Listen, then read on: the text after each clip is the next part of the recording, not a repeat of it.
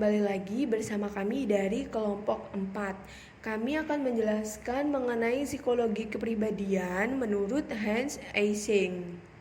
Menurut Eysenck, kepribadian adalah keseluruhan pola tingkah laku aktual maupun potensial dari organisme, sebagaimana ditentukan oleh keturunan dan lingkungan. Pola tingkah laku ini itu berasal dan dikembangkan oleh 4 sektor. Yang pertama ada sektor kognitif, yang kedua sektor konatif, yang ketiga sektor afektif, dan yang terakhir ada sektor somatik. Nah, selanjutnya kita masuk dalam dinamika kepribadian Eysenck.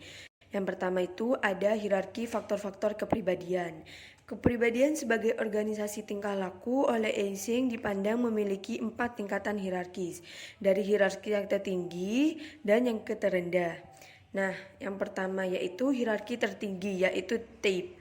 Kumpulan dari traits yang mewadahi kombinasi traits dalam suatu dimensi yang luas. Yang kedua, hierarki kedua yaitu traits.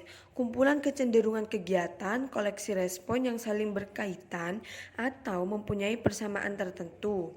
Hierarki ketiga, kebiasaan atau habits. Tingkah laku atau berpikir, kumpulan respon spesifik, tingkah laku atau pikiran yang muncul kembali untuk merespon kejadian yang serupa.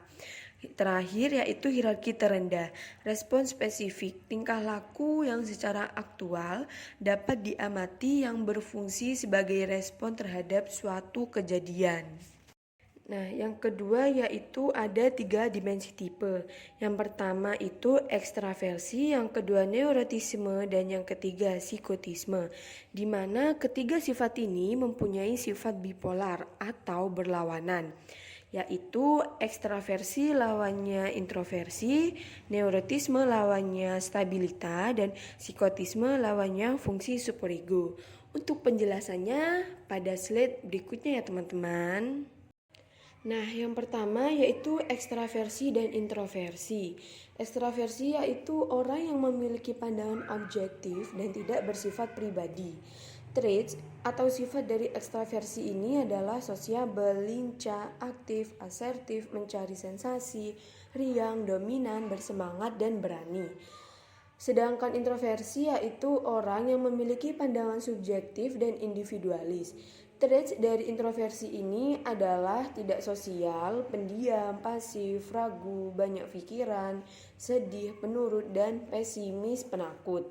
Eysenck yakin bahwa penyebab utama perbedaan antara ekstraversi dengan introversi ini adalah tingkat keterangsangan korteks atau cortical arousal level yang disingkat CAL, di mana kondisi fisiologis yang sebagian besar bersifat keturunan.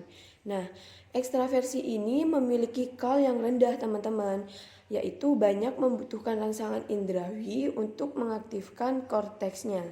Sedangkan introversi yaitu memiliki CAL yang tinggi, di mana dia itu hanya membutuhkan rangsangan sedikit untuk mengaktifkan korteksnya. Nah, tipe yang kedua yaitu neurotisme dan stabilita. Neurotisme ini mempunyai komponen hereditas yang kuat. Orang yang neurotiknya tinggi seringkali mempunyai kecenderungan reaksi emosional yang berlebihan dan itu sulit kembali untuk normal, teman-teman. Nah, traits dari neurotisme ini atau sifat dari neurotisme ini yaitu cemas, tertekan, berdosa, harga diri rendah, tegang, irasional, malu, murung, emosional. Nah, yang ketiga ini adalah psikotisme dan fungsi superego. Traits dari psikotisme tinggi yaitu agresif, dingin, egosentrik, impulsif, antisosial, kreatif, keras hati, dan tidak empati. Kemudian traits dari psikotisme rendah yaitu hangat, penuh kasih, merawat, tenang, sosialis, dan sabar. Nah, teman-teman, jadi psikotisme ini secara keseluruhan 3 dimensi kepribadian itu 75% bersifat herediter atau pola pewarisan sifat dan hanya 25% yang menjadi fungsi lingkungan. Jadi seperti pada ekstraversi dan neurotisme, psikotisme ini mempunyai unsur genetik yang besar. Nah, selanjutnya dinamika kepribadian yang ketiga yaitu pembentukan kepribadian. Teori kepribadian Eysenck ini menekankan pada peran herediter sebagai faktor penentu dalam perolehan traits ekstraversi, neurotisme, dan psikotisme. Namun demikian, Eysenck juga berpendapat bahwa semua tingkah laku yang tampak atau kebiasaan dan respons spesifik itu dipelajari dari lingkungan. Kemudian, menurut Eysenck itu, inti fenomena neurotis adalah reaksi takut yang dipelajari atau terkondisikan. Sehingga ketika ada seseorang yang faktor hereditasnya rentan menjadi neurosis, maka hanya dengan satu peristiwa traumatis akan membuat orang tersebut mengembangkan reaksi kecemasan. Jadi, teman-teman, pada pembentukan kepribadian Eysenck ini, selain menekankan pada peran herediter untuk menentukan pembentukan traits, ia juga menekankan pada aspek biologis, yaitu seperti keterkaitan antara KAL dan ANS dengan dimensi kepribadian. Seperti gambar di bawah ini atau tabel di bawah ini di mana dimensi ekstravert neurotisme dengan KAL dan ANS. Yang pertama, dimensi pertama itu ada introvert stabilita.